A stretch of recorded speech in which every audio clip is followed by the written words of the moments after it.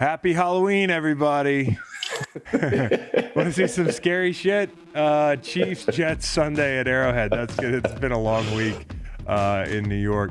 Something scarier. It's me after the Rice Owls picked my carcass clean last weekend. I rebounded on Sunday. Scariest? The state of our joint bank account. But fear not. The Matthew McConaughey bump is here. He will join us to set things right. Let's get it going.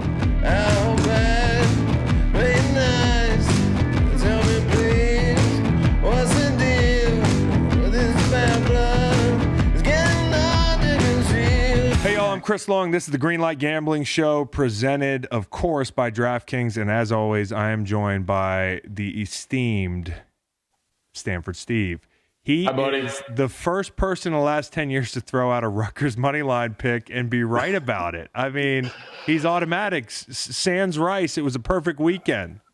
Don't say that word, the R word. I don't want to say that word anymore. I don't want to do that word either. Well, more on them later. Yeah, Rutgers, we got there. We talked about it. Schiano's back. He got a bunch of transfers. Guys that have, Division I experience. I actually looked at them again this week. They're getting double digits again from Indiana, who has probably the biggest win in school history off of Penn State. So that might be another spot for Rutgers. Yeah, we got a lot of options this week, Chris. Come on. They're all looking like Rutgers spots to me right now after that last week. The wood is being chopped again. Yeah. So we're not going to dwell on last week. After all, this is a holiday. It's supposed to be fun. There's enough ugliness in the world as it is. Let's just give you credit for your Rutgers pick, and let's catch up on the NFL side of things. Let's get to Week 7. This is going to be a fun week. I really feel like the NFL is getting fun as it does about halfway through after Halloween. That's what Bill Belichick always said. The season starts after Halloween. I don't know if he's going to be happy about that old adage when it comes to the way they're playing football right now.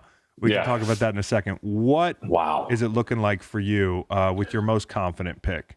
I like the Ravens. It's my favorite rivalry in the sport. I think it's the best rivalry in the sport. I love how much these two sides don't like each other, but they also obviously respect each other. Tomlin on one side, Harbaugh on the other.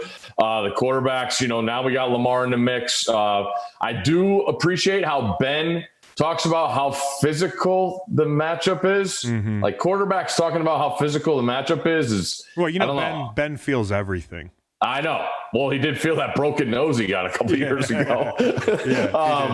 But no, this is my favorite game, and I really like the spot here for the Ravens. The off a bye, and I'm just looking at the Steelers, hanging on last week. We know they're undefeated, banged up a little bit. I saw Villanueva didn't practice, Juju Smith-Schuster, Pouncey didn't practice. Deontay didn't practice. So, on the other side, the only guy the Ravens don't have is Ingram, who's still nursing an ankle. So I just like the approach and what Baltimore has coming in.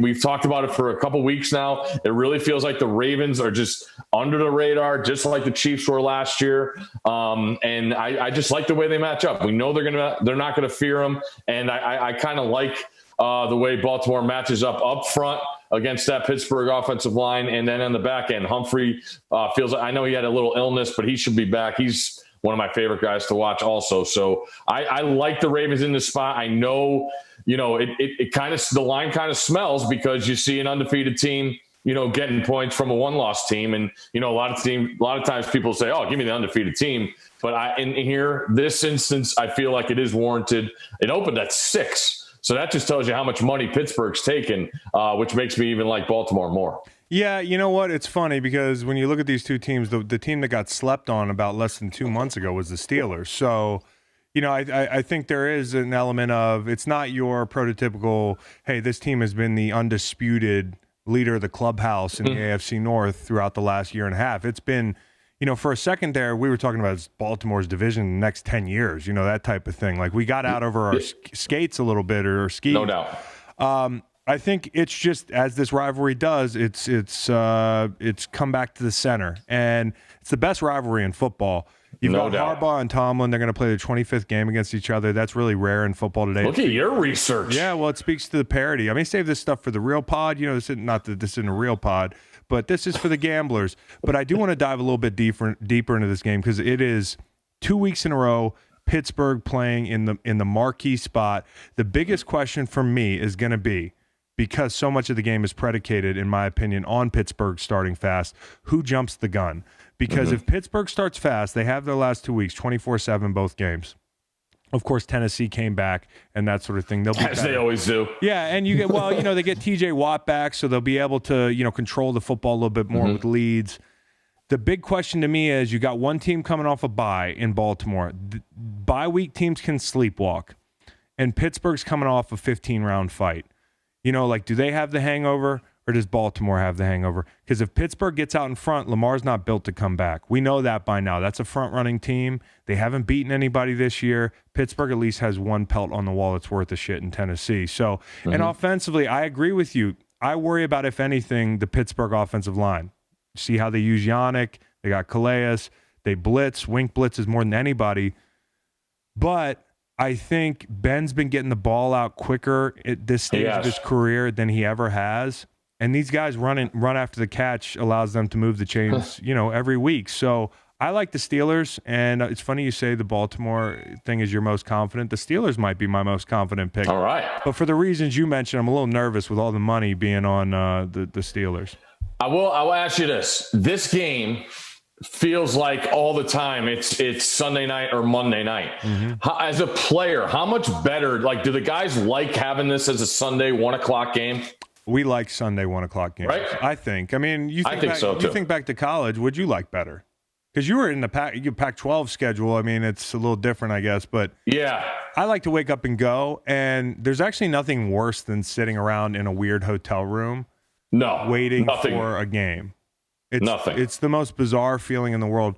And I sleep too much before a game like that. You sleep all night because you're either sleeping or you're doing a walkthrough. You drive yourself nuts in a ballroom or a parking lot, and it's pointless. It's busy work. It's like the hay is in the barn. Let's go play. We're gonna go outside and feel the weather. Why? It's 10 degrees outside. Oh my god! or we're gonna get in a bus and drive 40 minutes to the stadium and come back, and we're gonna feel what the grass feels like for 10 minutes. It's the dumbest shit ever. Get the game over with. I actually think it's awesome. When we got some story time, I got a great story about going to play Washington State. Ryan Leaf's game. He struck the Heisman on us. What else? We're going to go the under in the Lions-Colts game, 50.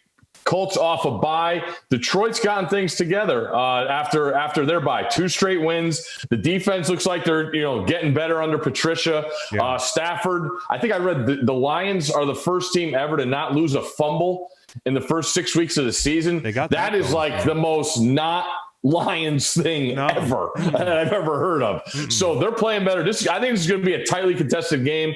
We know Rivers bailed out the Colts last time, chucking it after they fell to the Bengals 2 weeks ago. So I think this is a competitive game. Reich really wants to get the running game going. He talks about how that's the key. And, for all the talk, and I love Quentin Nelson more than anybody, but it feels like the Colts do need to get an emphasis on that run game. So I expect them to try and pound the rock a little bit, take pressure off the old man Rivers. And, the Lions are the Lions. Do we feel like they're due for a stinker? You could say that almost every other week, but I'm a Stafford fan. I like what I see. Kuda's played well for the Lions in the back end, and I still want more from the Colts offense. I don't think they're going to get it. I like Patricia to plan for them. Listen, so I'm going to go under. I like your call on the under. I also think that's going to be an ugly game, and I like the Lions in this spot. Honestly, I'm not going to give them out, but I do like the Lions. Okay. Many moons ago, it feels like I speculated that they could win the North. So we'll see. I love Matt. They're back Stafford. to 500. I love Matt Stafford. Hey, anything's possible. So do I. Because the way Green Bay. Does Matt Stafford go by Matt or Matthew? We got to make sure. We got to make sure that's a thing this week. I'll tell you more about that on my pod. Hey, I really am excited about the Buffalo New England game for all the storylines. Are you? Just as a viewer, the wind, the rain, the 50-mile-per-hour gusts, seeing Bill soaked in rain, like just impervious to the weather. It's one of my favorite pastimes.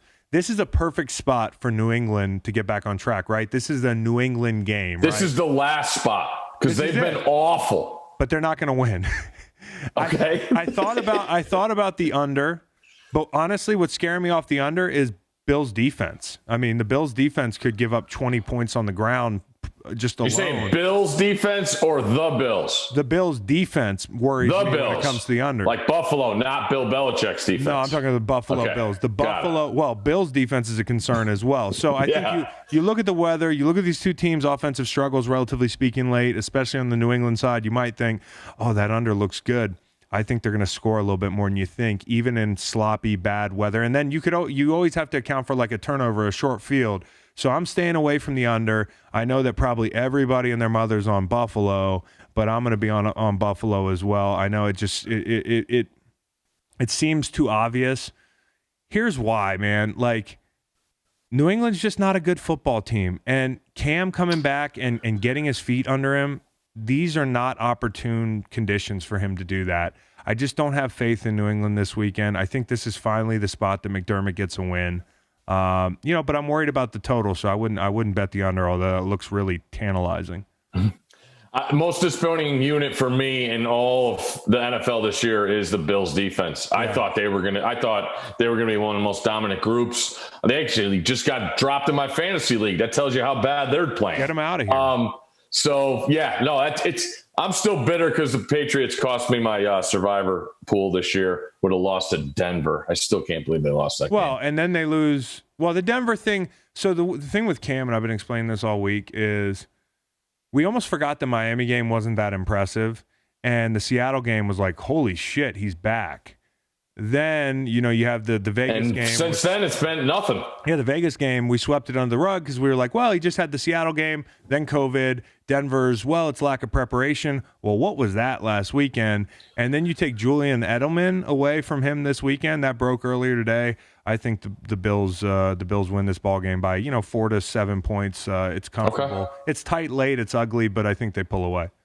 All right. And I got to go back to the well. I still can't believe Russell Wilson lost that game to Arizona Sunday night, 27-17. You're thinking it's over. But I'll take the Seahawks minus. I think it's 3 now against San Francisco. Shanahan's gotten it, righted the ship, it feels like. They've gotten guys back healthy. Garoppolo's taking care of the football. I worry about the running back position. I don't know what it is with that, but they got guys that just go down like flies. Yeah. Love the Dunlap acquisition. I actually like that better than if they were going to get AB. I think that makes them a better football team. Oh, it's what they needed. And you could just plug them in. Hey, go get 10 on the other side. So I think Seattle bounces back here. But I will say this: if San Francisco wins this game, that division is an absolute bloodbath to the finish line. That is brass knuckles every week. And it's possible. Listen, I still have the Seahawks as my Super Bowl team in the NFC. Although the Bucks are a terrible matchup, I'm gonna will that if I'm Russ and Seattle, I feel like I feel very good about getting to Tampa, but if you have to see the Bucks along the way, that's a problem. In division, I think they could lose this game. Sure, I do think people would probably overreact to last week because if you're betting on Russell, sorry to cut you off. Look what had to happen for them to lose that game, dude. That's what I'm saying. If you're betting on Russell to literally, that's nuts. Arizona's blitzes were really good, but in overtime. That look that they gave them where they popped the rookie out and he double mugged the A-gap and he pops out to a spot and Russ is just throwing it there. It's like, dude, and the play down at the goal line. Picks in the red zone, just don't bank on that. So I agree with you. Yeah. I think they're going to come back strong. And I like the Dunlap pickup. It seems like a steal. The guy was you're going to get his best. He just listed his house on Twitter after That's all you gotta do now. At 4 o'clock on a Sunday. The guy wanted out of Cincy so bad. My pick to round out the Sunday section here is going to be the over in the Cleveland Las Vegas game. Damn the wind, damn the weather. The number's too low. It's 51. I think both teams are going to break off chunks on the ground. Quarterbacks just have to take care of the football. And if they don't, Baker's got a pick six in him here or there. Mm-hmm. So I really feel like this game's going to go over. I'm a little afraid of the weather, but I'm not going to outthink myself. Yeah, I had that one circled for sure. But both offenses are at an advantage against both those defenses. Yep. So I like your pick there. Absolutely. So let's do the college game of the week, shall we? Yeah, let's do it. Scott likes his burrito bowls from Chipotle with double chicken. I'm going to go double rice this week. All right, take rice again. That's a bonus pick. That's a bonus pick. Rice.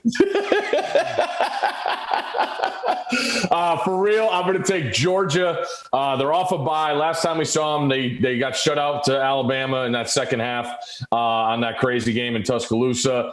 Kentucky comes in minus their quarterback. They got to start a transfer from Auburn, Joey Gatewood, who's not the greatest thrower. I do think Georgia's defense is elite. So we're going to give the double-digit points. It's around 14.5. If you want to buy it to 14, go ahead. Give the 15, whatever you want to do. But I really like the spot for Georgia.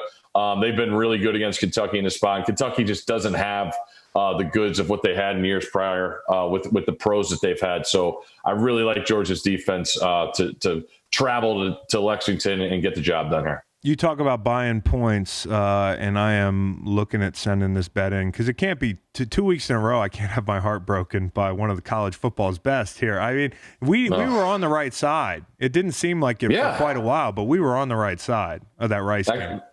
Yes. Okay. We thank were. you. First two drives of the game, they kicked field goals. Settle this with this jack off on Twitter who I posted. Hey man, that was a terrible beat. And, some guy was like, you don't even know what a bad beat is if you think that's a bad beat. I go, are you kidding me? You scratch and claw. You have a segment called Bad Beats, you and Scott. So would that qualify as a bad beat? We try not to put it in there. It would have been a bad beat like if you did, maybe if you were like you and bought it to 3, but then you were to push. So it really wasn't a loss. So that wasn't a beat. I had them on the money line. That is a horrific beat. Exactly. Thank you. And horrific. Buddy on Twitter. Sorry to bring it up, Chris. Yeah, no, I mean, it was terrible. I mean, like, I couldn't believe it. Not just the quad doink, but then they get a field goal blocked on a re-kick. I texted you in the first quarter. I said, this isn't going to be good. Yeah, but when I asked you, are we dead in like the second quarter or whatever, when I'm looking on my score app, you said yes, but I turned on the game on my little laptop. I had to find it. I had to get Cox cable, charter. I'm stealing passwords. I'm calling friends. And I got to watch them come back, arduous comeback. How about the last minute of the game? The 4th and 25. They get it. They score. And then, of course, they go down and let Middle Tennessee get a field goal that absolutely just slidered right in. Bro, awful. It was. Had it all. I mean, somebody upstairs is mad at Rice. So mad at you and me. I'm looking at this Georgia game, but if you talk about buying a half a point, buy a half a point if it's in the 3.5 range and you want to get it to 4 in that Steelers game earlier. I think that could make a big difference. So, looking at the college game of the week, we got Georgia, and let's do joint bank account. This was a fun one. You came up as Matthew McConaughey, our friend Matthew, and I were discussing Rice. He said, where the fuck did you get that? I said, your boy Stanford Steve. Sorry to throw you under the bus. But we've got joint bank account this week. I'm going to give out an NFL dog. It's hard this week with the dogs. They're either really big or they're really small. And I like Cincinnati in that spot if you got to pick one. I really do believe it. I talked about the hangover that could come off of that Pittsburgh game. And you got to Cincinnati is a team that blew like a huge lead to Indy, who's not, in my opinion, a great football team. They've been close. They've been knocking on the door. I think Tennessee is due for a stinker. Okay. I think the first half last week was a stinker for them, but they played really well in the second half. I could see them just the bottom falling out a little bit after this 3-4 week run that's been so chaotic for them. All right, I'm going to go to the college side. Northwestern's catching a couple points from Iowa. We're going to go Northwestern money line. I'm the guy, new resident in Maryland. I watch Northwestern Maryland. Mm-hmm. Northwestern might be good. Maryland, not good. Not good. I think Northwestern can pull this off. Let's check out the video. Texas, Oklahoma State. Give me a score for that if you can. I know you like gambling. I wish I could have talked to you more about gambling. I love the callback. I love calling back to that Buffalo Bills Oilers game. I lost a lot of money on rice on the quad doink this weekend, so I hear you on the gambling. The quad doink. How I got in that hole with fucking rice is absurd. I didn't know it was. I didn't even know where the university. It's in Houston. Where did you find rice? The rice football game? Blame your boy Stanford Steve. Stanford Steve and I do a gambling show. He gave it out. He's like, bro, you got to get on rice. Okay, so give me a prediction for that game and then one compliment for the Oklahoma football program. Sure. Prediction on that, Texas plays the big games well. We can come out of Stillwater 35-31 victorious. Compliment on Oklahoma. My compliment to you, Oklahoma, you Sooners, is how you compliment us, the Longhorns, every time you do this. Thank you. You are using our sign to get your confidence. You know, all you really got to do, if you want to get technical about it, is turn over and now it's facing up again. It's not that hard to do. Thank you. I hope you get your own sign one day and you can be proud of that. In the meantime, you're welcome to keep putting horns down for us. It is a backhanded compliment. Well, they've always been thieves, haven't they? The whole mascot is predicated on running out there in the field and getting the land first. It was somebody else's. So yeah, I mean, he kind of judged me there. Like, he doesn't take a lot of rice. Well, he's a Texas guy. So, I know. I know. He is Texas. No, but he is the state of Texas. So if anybody's familiar with how degenerate it is to find a rice line, or there's a little appreciation in there. I felt it. He appreciated it. So yeah, there we go. There you have it. Oklahoma, what is it? 35-31. He thinks they're going to get the job done. Or Texas, rather, are going to get Oklahoma State. At Oklahoma State, 35-31. That will do it. Check out the regular Green Light podcast, which drops every Monday and Friday. Remember, we're going Monday morning now, and I might have a special guest here this Sunday night in the wee hours to talk about the Sunday slate, and you're looking at him on the other side of the Zoom call here. I'm psyched about that. We got to get my guy on the reg pod. Be safe. Have a great weekend, everybody. Stanford Steve, happy hunting. Let's go do it. Happy Halloween, my man. Tell Mason I said hi. Okay, well.